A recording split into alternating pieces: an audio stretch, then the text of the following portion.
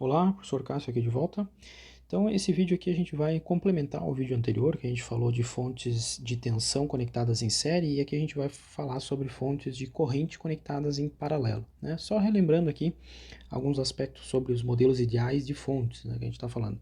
O modelo ideal de fonte de tensão, que a gente vai chamar aqui de uma fonte de tensão VS, ela tem a premissa dela é que ela fornece uma tensão constante, uma tensão VS, que ela é constante e ela é constante independente da minha carga RL. Se eu conectar uma carga de 10 ohms, de 100 ohms, de 50 ohms, de 25 ohms, né, para qualquer valor de carga, esse modelo de fonte ideal ele vai fornecer um valor constante VS. A corrente que a fonte vai fornecer, a corrente que vai circular pelo circuito, depende unicamente da carga, né? Teoricamente, o modelo ideal, a fonte pode fornecer qualquer valor de corrente, né? O modelo ideal ele pode fornecer até uma corrente infinita, se for o caso.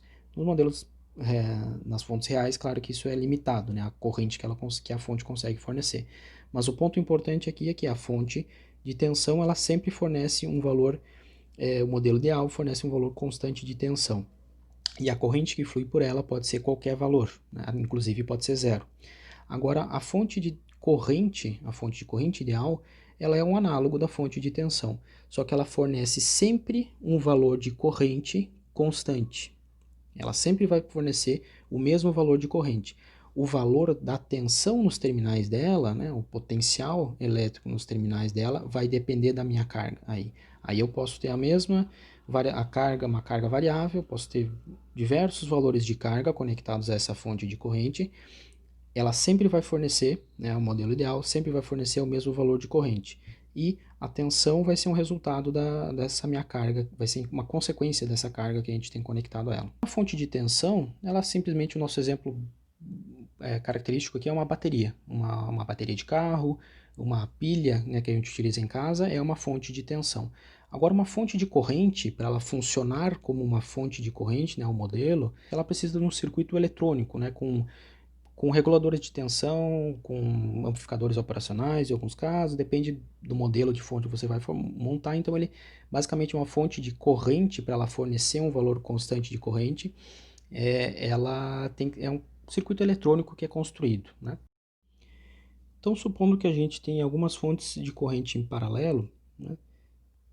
Tem uma fonte, vou chamar aqui de corrente I1, uma fonte I2 e uma fonte 3 com essas devidas polaridades aí, sentidos de corrente, cada uma fornece. E essas três fontes, elas estão conectadas aqui, vou chamar de novo um terminal A e B, e nesses terminais A e B é conectado uma carga, né?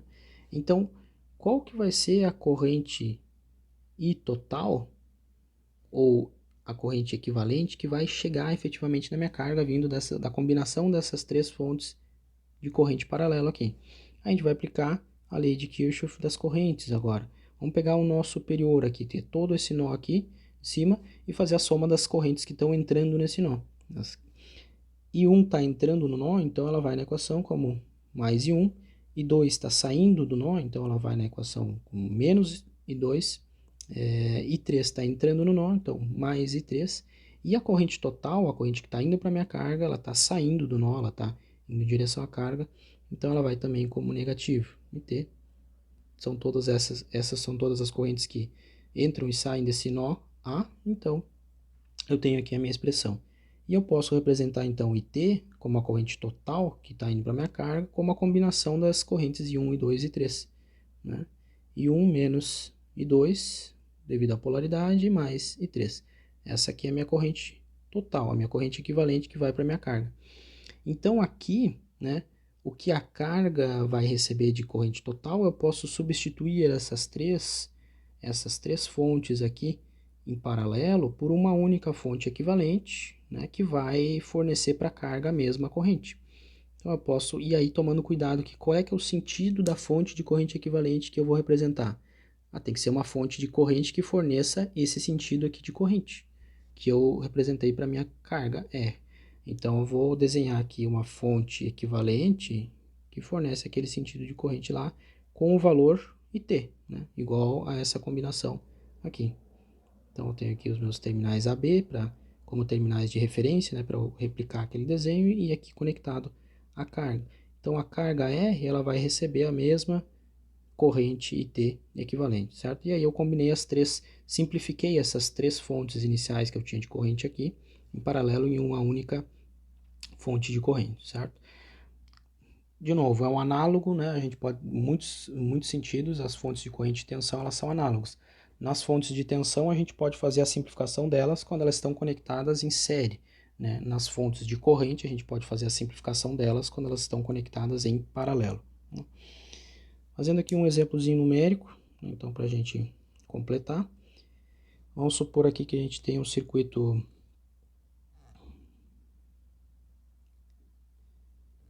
com uma fonte de 2,5 amperes. Essa fonte está conectada paralelo aqui a um resistor de 5 ohms.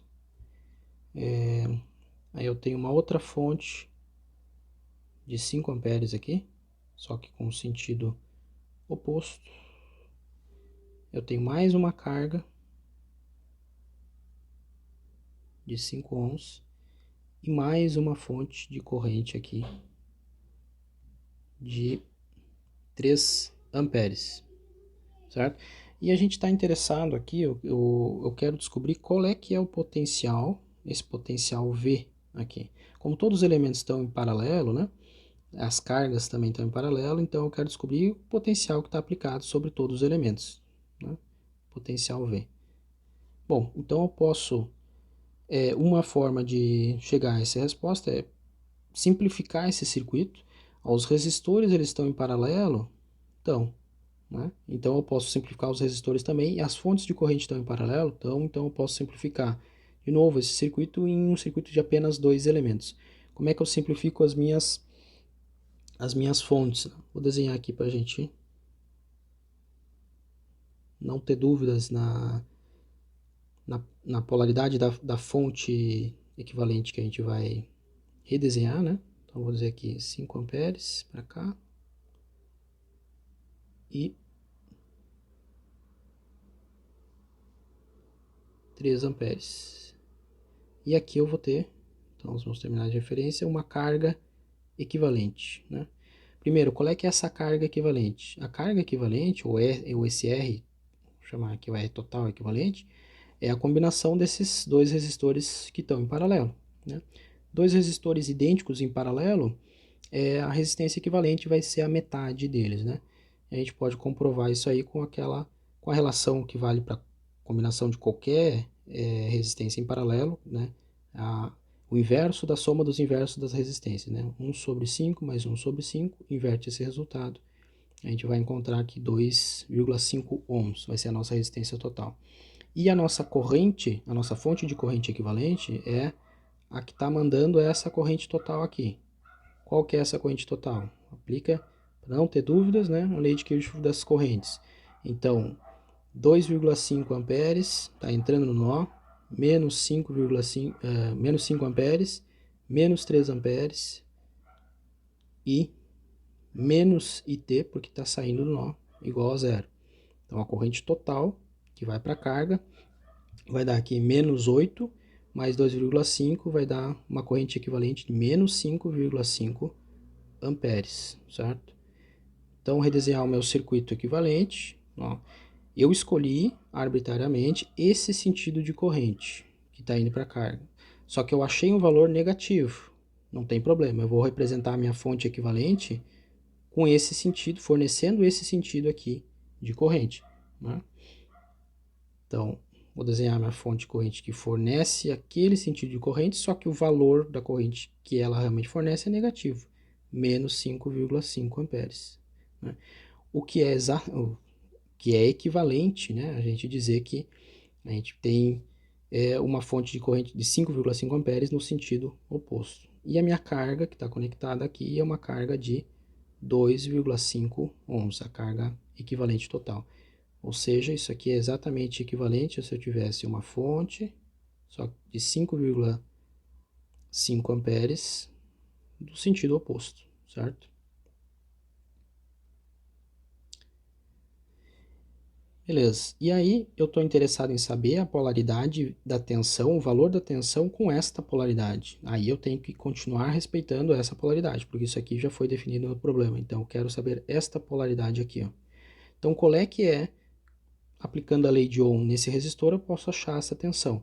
No resistor, né, para eu ter a polaridade positiva e negativa, eu tenho que saber aplicar a lei de Ohm, vamos dizer, de forma correta, eu tenho que considerar a corrente que vai no resistor do terminal positivo, do potencial que eu estou considerando positivo, para o negativo. Né?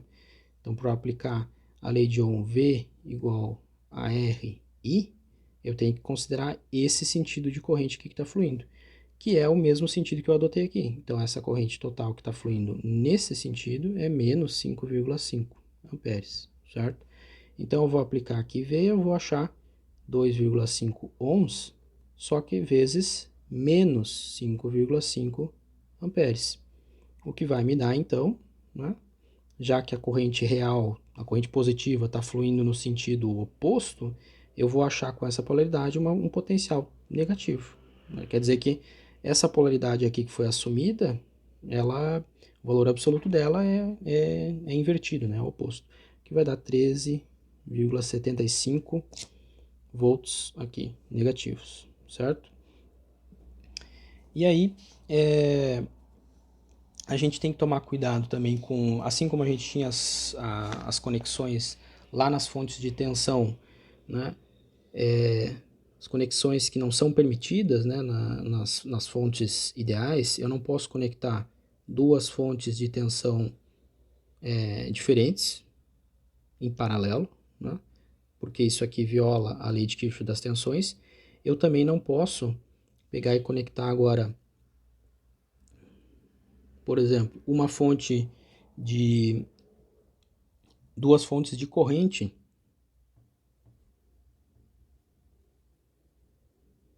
de valores e de sentidos opostos, né? Então, eu não posso conectar isso aqui, por exemplo. Qual é que é a corrente real que está fluindo aqui? Se eu aplicar a lei de Kirchhoff aqui, por exemplo, lei de Kirchhoff das correntes, neste nó, eu tenho, se eu pegar, tenho duas correntes saindo do nó, né? Eu tenho menos 2 amperes, menos 1 ampere, igual a zero. Isso aqui não é válido. Então, de novo, é uma violação da lei de Kirchhoff das correntes.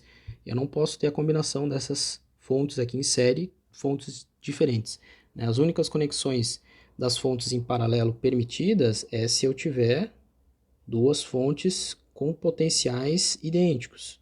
Aí eu posso ter duas fontes de tensão conectadas em paralelo, não tem problema. Posso ter várias fontes de tensão conectadas em paralelo e conectadas a uma carga. E agora, as fontes de corrente, se eu quiser conectar elas em série, né, eu tenho que posso ter fontes de corrente conectadas em série? Em teoria posso, né? Só que elas têm que ser de mesmo valor também. E aí eu vou conectar a minha carga. Qual é que é a vantagem, vamos dizer, o propósito de conectar fontes de tensão em paralelo?